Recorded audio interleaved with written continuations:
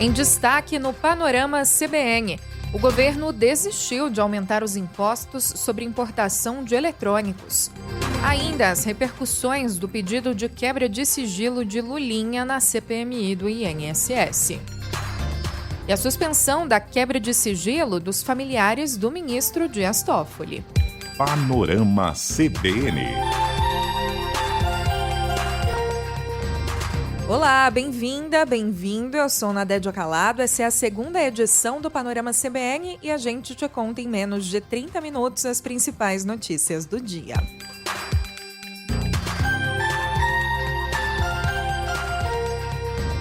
Depois da repercussão péssima no Congresso Nacional e nas redes sociais, o governo decidiu revogar o aumento de imposto de importação para produtos importados. Esse aumento tinha sido decidido no início de fevereiro, foi divulgado em primeira mão pelo G1.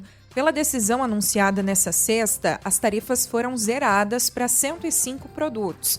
Além disso, foi mantida a alíquota de outros 15 produtos de informática nos patamares anteriores. A decisão do Comitê Executivo de Gestão, órgão da Câmara de Comércio Exterior, retomou a alíquota original para smartphones. A elevação na tarifa para comprar esses itens no exterior seria de até 7,2 pontos percentuais, impactando setores e consumidores que buscam esses produtos em outros países. A maioria dos 105 produtos que voltam a ter tarifa zerada são bens de capital e itens das áreas de informática e telecomunicações. Outros 15 produtos permanecem com alíquota de importação, mas em níveis reduzidos, incluindo, além de smartphones, também os notebooks. O governo estimava arrecadar até 14 bilhões de reais nesse ano com a medida, enquanto a instituição fiscal independente, órgão ligado ao Senado Federal, estimava a arrecadação de até 20 bilhões nesse ano.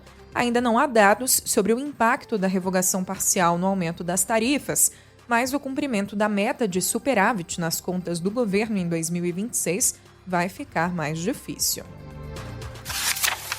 O ministro Gilmar Mendes, do Supremo Tribunal Federal, suspendeu nesta sexta a quebra dos sigilos bancário, fiscal, telefônico e de mensagens da empresa Marit Participações, ligada ao ministro Dias Toffoli e aos irmãos dele. A medida tinha sido aprovada nesta semana pela CPI do Crime Organizado do Senado, que também autorizou a quebra de sigilos do Banco Master e da REAG entre janeiro de 2022 e fevereiro de 2026.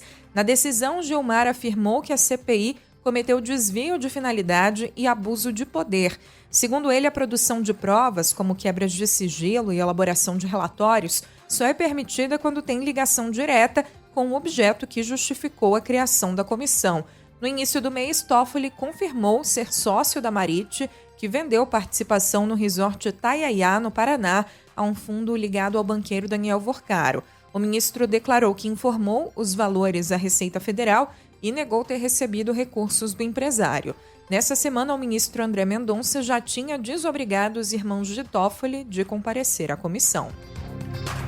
E nessa quinta, André Mendonça autorizou que a Polícia Federal faça o deslocamento do dono do Master, Daniel Vorcaro, para depor na Comissão de Assuntos Econômicos do Senado. A oitiva segue marcada para o dia 10 de março, às 11 da manhã. Lembrando que tanto o comparecimento de Vorcaro quanto ele falar ou não na sessão foi considerado facultativo pelo STF, porque ele é investigado no caso e tem o direito de não se incriminar. Ainda sobre o Banco Master, em meio à busca do governo do Distrito Federal por ajuda financeira para cobrir o rombo do BRB, a vice-governadora Celina Leão afirmou nesta sexta que o banco foi alvo de uma fraude nacional. Foi uma tentativa de dividir responsabilidades, mas o governo federal quer distância do caso. A ministra de Relações Institucionais, Gleisi Hoffmann, já avisou em publicação nas redes que a União não tem nada a ver com as barbaridades que fizeram e diz que é o governador Ibanez Rocha quem precisa apresentar uma solução. O BRB espera reaver cerca de 400 milhões de reais a partir de uma decisão da Justiça do DF que determinou o bloqueio de ações do BRB ligadas a investigados do caso Master. Daniel Vorcaro, o ex-sócio Maurício Quadrado, o investidor Nelson Tanuri e o fundador da REAG, João Carlos Mansur, se tornaram sócios do BRB comprando ações por meio de terceiros apontados como laranjas. E agora o BRB conseguiu o bloqueio dessas ações. Segundo o banco, a medida mira possibilitar o ressarcimento de prejuízos causados à companhia. A decisão atinge pessoas físicas e fundos de investimento. A ação está em sigilo, mas o banco fez um comunicado ao mercado sobre a medida. O BRB é investigado pela compra de mais de 12 bilhões em carteiras com indícios de fraude do Banco Master. A estimativa é de um prejuízo de até 6 bilhões de reais. O governo articula uma nova estratégia para tentar conter o desgaste político na CPMI que investiga fraudes no INSS. Depois de uma reunião nesta quinta com o presidente do Congresso, senador Davi Alcolumbre, parlamentares da base aliada disseram que esperam um gesto para encerrar a crise e reduzir a tensão em torno da comissão. O líder da base na CPMI, deputado Paulo Pimenta, disse à CBN que o presidente da comissão, Carlos Viana, perdeu a autoridade para permanecer no cargo e que a conduta já foi denunciada ao Conselho de Ética e à presidência do Congresso. Já o deputado Alencar Santana, também da base governista, declarou que acredita no cancelamento da votação que gerou o impasse. Ele classificou o episódio como uma fraude e defendeu o respeito ao regimento interno do Congresso. De acordo com o parlamentar, houve erro ao adotar votação simbólica em um tema considerado sensível, além de questionar a contagem do resultado, que, segundo ele, teria sido invertida. Está na mão do senador, presidente do Congresso Nacional, Davi Alcolumbre, junto à mesa, analisarem e ali decidirem claramente de acordo com o regimento interno. Porque fazer isso é respeitar, fortalecer o parlamento, respeitar a decisão da maioria, respeitar o processo democrático e demonstrar que golpes não podem ser permitidos no país. O impasse envolve o presidente da CPMI, senador Carlos Viana, acusado por governistas de desrespeitar o resultado da votação. Do lado da oposição, Viana tem apoio e pressiona Alcolumbre para prorrogar os trabalhos da comissão. O clima de tensão só se intensificou depois dessa aprovação da quebra de sigilo de Lulinha, filho do presidente Lula, que é investigado sob suspeita de atuar como sócio oculto do empresário conhecido como Careca do INSS. A quebra de sigilo já tinha sido autorizada em janeiro pelo ministro do Supremo Tribunal Federal, André Mendonça. Mais um corpo foi localizado pelos bombeiros de Minas Gerais, em Juiz de Fora, na Zona da Mata, durante o 4º dia de buscas pelas vítimas da chuva. Subiu então para 69 o número de mortos na região, sendo 63 em Juiz de Fora e 6 em Ubá, cidade vizinha. Cada cidade ainda tem 2 desaparecidos. O coronel dos bombeiros, Joselito Oliveira de Paula, responsável pelo resgate na região, detalhou as ações em andamento, principalmente no bairro Parque Bournier, em Juiz de Fora, que reúne a maior quantidade de soterrados. São 3 frentes distintas aqui em Juiz de Fora. Nós estamos trabalhando aí continuamente nesse trabalho. Agora o trabalho aqui no Bournier, muito focado, interlocutando ali, fazendo a troca, ora com cães, ora com maquinário, e a gente vai passar aí toda a área que foi movimentada aí do terreno. Ainda é difícil falar em expectativa. A nossa técnica é bater todo o terreno, né? O Corpo de Bombeiros, enquanto não vasculhar toda a área de todas as nossas frentes, não vai encerrar a operação. Ainda segundo o coronel, no caso de Ubá, as vítimas desaparecidas foram arrastadas pela força do rio. Então, os trabalhos de resgate se concentram no curso d'água, com militares que vasculham a região e usam também drones. Nessa sexta, as vítimas sobreviventes das chuvas começaram a ter acesso à emissão de novas carteiras de identidade e certidões de nascimento. Policiais civis e equipes do Instituto de Identificação da Polícia Civil montaram um posto em Juiz de Fora para atender a população. Os documentos são necessários para acesso aos auxílios pela Prefeitura e Governo Federal. Maria Luísa Barbosa sobreviveu aos deslizamentos de terra depois que a casa dela foi atingida por um barranco que cedeu. Em entrevista à Globo Minas, ela afirmou que receber um novo documento de identidade significou ganhar uma nova vida. Primeiramente, muita gratidão, mesmo por ter perdido tudo, porque quando eu estava embaixo de lá, eu achei que eu não fosse sair. O que me deu força para gritar foi porque eu ouvi a mais nova gritando: pai, por que você colocou esse tudo de coisa no meu quarto? Aí eu entrei em desespero. Aí eu comecei a gritar, meu pai me ouviu e conseguiu me tirar de lá. Então, tá aqui hoje com os dois junto comigo é uma gratidão muito grande. Porque eu sinceramente achei que uma pessoa ia ficar lá. Eu ou minha irmã, eu achei que não ia conseguir tirar todo mundo.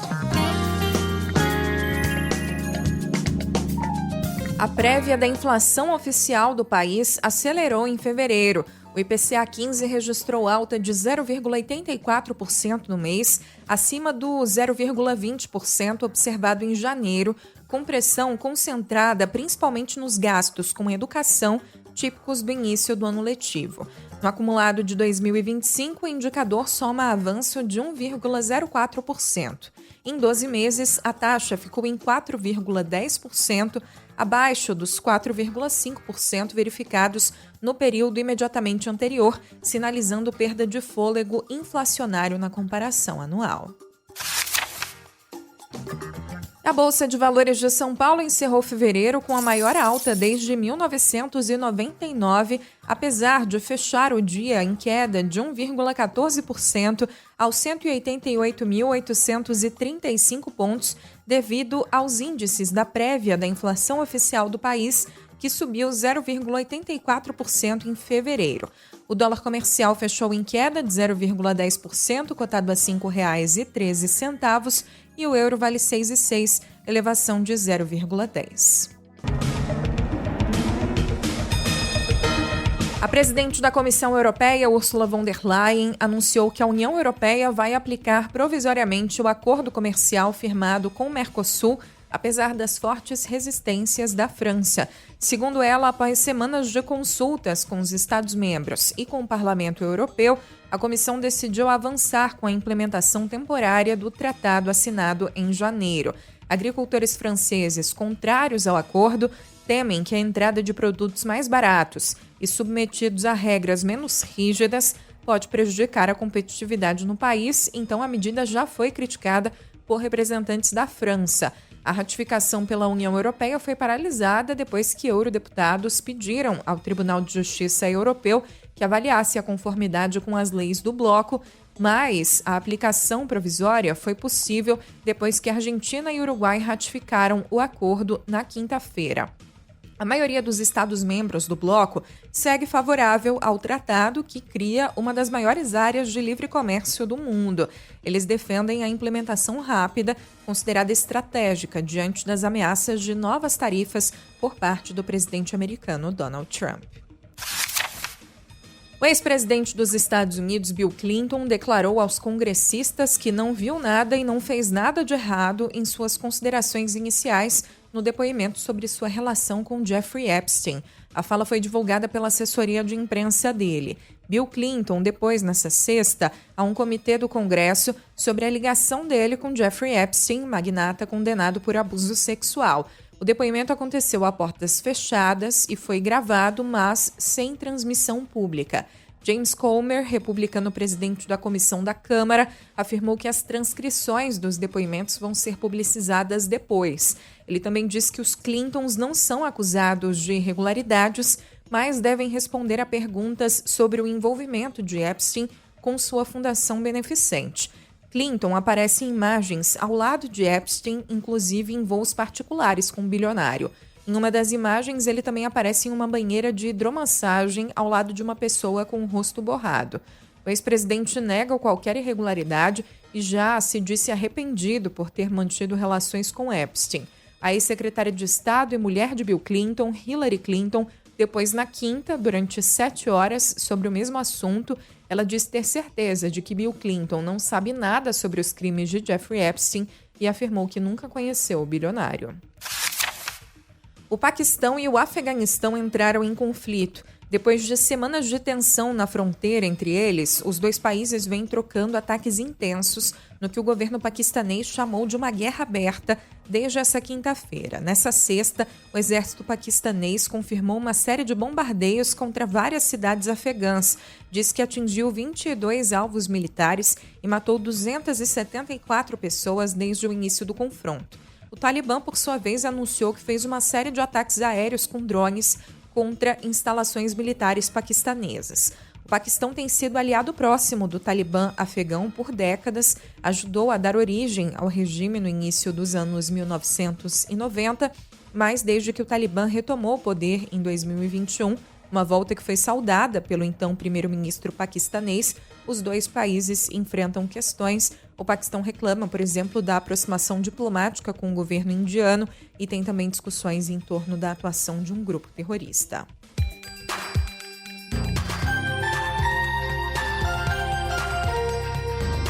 A Polícia Federal indiciou o deputado estadual Rodrigo Bacelar, presidente licenciado da Assembleia Legislativa do Rio, e o ex-deputado estadual Diego Raimundo dos Santos Silva, conhecido como TH Joias, além de outras 3 pessoas, por suspeita de vazamento de informações sigilosas para integrantes do Comando Vermelho. Também foram indiciados Flávia Júdice Neto, Jéssica Oliveira Santos e Tárcio Nascimento Salgado. No mesmo inquérito, mensagens trocadas entre Sérgio Cabral e Bacelar mostram que o ex-governador pediu ao presidente licenciado da Alerj que intercedesse em um processo que respondia na Justiça. O relatório também aponta a relação entre a votação na casa que livrou o deputado estadual afastado da prisão e a distribuição de cargos na máquina pública. Um documento apreendido no gabinete do parlamentar lista pedidos feitos pelos colegas de legislativo. As informações são do jornal o Globo. Segundo a PF, o documento funciona como um inventário detalhado de cargos e espaços já atribuídos aos deputados e os novos pleitos que cada parlamentar faria dentro da estrutura administrativa do governo estadual. Por causa de restrições previstas na Lei da Magistratura, o desembargador do Tribunal Regional Federal da 2ª Região, Macário Júdice Neto, não foi indiciado. Ele também é suspeito de ter vazado informações para os parlamentares e chegou a ser preso no curso das investigações. O CNJ, Conselho Nacional de Justiça, determinou o afastamento do desembargador Magid Lauer depois que a 5ª pessoa prestou depoimento dentro do processo aberto pelo CNJ que apura denúncias de abuso sexual contra ele. Em nota, o Conselho disse que parte dos crimes foi praticada durante o período em que Lauer atuou como juiz nas comarcas de Ouro Preto, na região central de Minas, e em Betim, na região metropolitana de Belo Horizonte. Até o momento, por determinação do Corregedor Nacional de Justiça, foram ouvidas ao menos 5 vítimas, incluindo uma que vive no exterior. Ainda conforme o CNJ, parte das denúncias já prescreveu porque os abusos aconteceram há bastante tempo, mas também foram identificados fatos mais recentes. Lauer, lembrando, foi relator de um julgamento que absolveu um homem de 35 anos acusado de estupro de uma menina de 12. O desembargador entendeu que o réu e a vítima tinham um vínculo afetivo consensual e assim reverteu a sentença de primeira instância que tinha condenado o suspeito a 9 anos e 4 meses de prisão. Depois de recurso do Ministério Público de Minas, o magistrado voltou atrás e manteve a condenação, determinando prisão do homem e da mãe da menina. Uma freira de 82 anos encontrada morta dentro de um convento no Paraná também foi vítima de estupro pelo homem que invadiu o local. O inquérito da Polícia Civil foi concluído nesta sexta e encaminhado ao Ministério Público. O caso aconteceu no último sábado. O homem foi preso enquanto tentava fugir. Ele foi indiciado pela prática dos crimes de homicídio, estupro e violação de domicílio. O nome do investigado não foi divulgado pelas autoridades. Nádia Gavansky vivia no convento Irmãs Servas de Maria Imaculada e dedicou 55 anos à vida religiosa. A Warner Bros. Discovery assinou um acordo para vender a empresa a Paramount Skydance nesta sexta-feira, segundo a agência Reuters. A informação foi divulgada pelo diretor de Receita e Estratégia, Bruce Campbell, em reunião geral da companhia. O acordo foi fechado depois que a Netflix anunciou que não aumentaria a proposta e abandonaria a disputa pelo estúdio. A última oferta da Paramount, comandada por David Ellison, estava avaliada em cerca de 110 bilhões de dólares. A união entre Warner Bros. Discovery e Paramount deve criar um dos maiores grupos de entretenimento do mundo, com um catálogo que reúne marcas como HBO, DC Comics, Harry Potter e Game of Thrones, além de uma base estimada em cerca de 200 milhões de assinantes. O negócio, que ainda precisa ser aprovado pelo Conselho da Warner e por órgãos reguladores nos Estados Unidos e na Europa, tem potencial para redesenhar o mercado global de entretenimento e streaming. Sexta-feira é dia de sintonizar na Rádio Sucupira.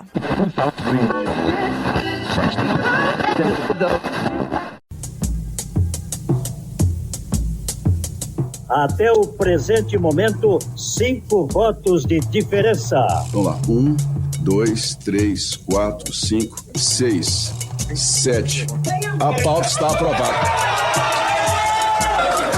A pauta está aprovada. Calma, minha gente, calma! Calma, minha gente, calma! Eita, Sucupira! A cidade inteira está convencida de que houve fraude. Peça a foto, o senhor vê agora a imagem. É um VAR. Vamos repetir a notícia que já demos em edição extraordinária. O juiz eleitoral deverá solicitar ao Tribunal Regional a anulação das eleições em Sucupira.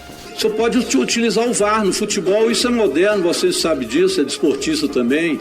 Vai ficar mal para Vossa Excelência chegar em Minas Gerais, nós mostrarmos a foto e o senhor sustentar que só viram 7, quando a foto e a imagem falam em 14. Espegamento de quem ganhou e não levou, né, espegamento porque a apuração final foi feita com um computador e o computador não falha, normalmente feito o nosso, que é o Rui Barbosa dos computadores. O que vale é o voto. No voto, o governo perdeu. Não houve manobra, não houve absolutamente nada. Eu segui o jogo e o regimento desde o início. 31 presentes na votação. Simplesmente, 7 foram contra, perdeu. Com o dinheiro do povo. Vossa Excelência não sabe o que está dizendo. E Vossa Excelência é suspeita para falar. Vossa Excelência retire a ofensa. Eu não retiro a ofensa. Quando nenhuma está ouvindo. E se você sabe que se ofendeu, que eu quero dizer aquela pusta lhe serviu. Mas como tem a coragem de ofender?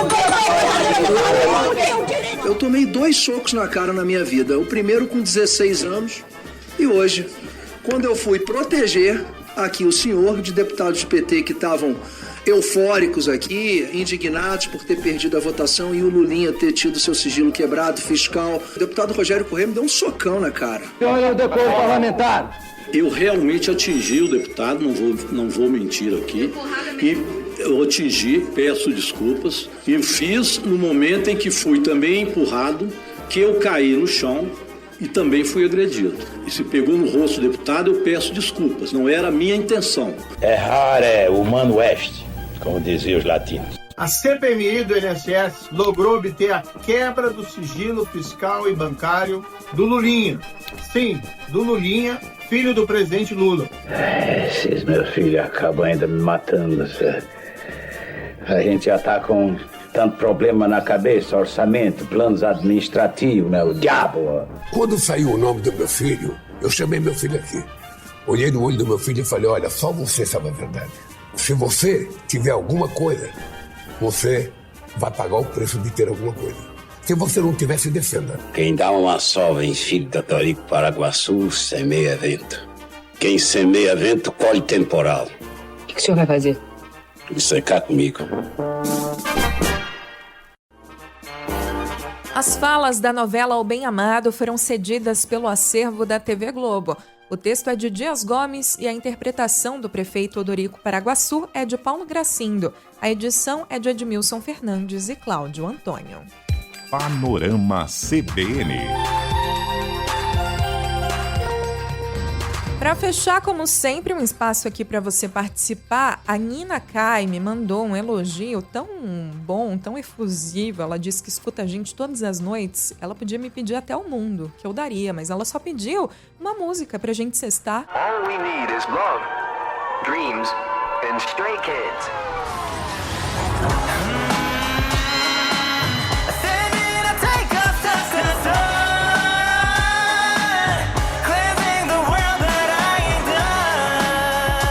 Stray Kids, que é para comemorar que eles vão estar no Palco Mundo no Rock in Rio no dia 11 de setembro. Faça como a Nina, mande seu oi pra gente também. Tem uma caixinha de comentários no episódio no Spotify, tem meu Instagram, que é @NADJCalado, e assim a gente vai encerrando essa edição. Eu fiz o roteiro e a produção, eu sou Nadédia Calado. A edição e a sonorização foram do Anderson Wendel, o Tico. No fim de semana, fique bem informado com outros podcasts da CBN, como o Giro e o Jornal da CBN.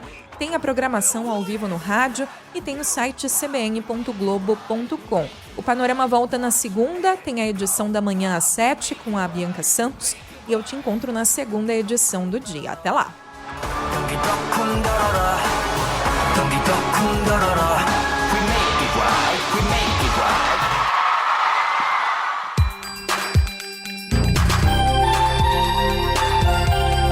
Panorama CBN. As principais notícias do dia em menos de meia hora.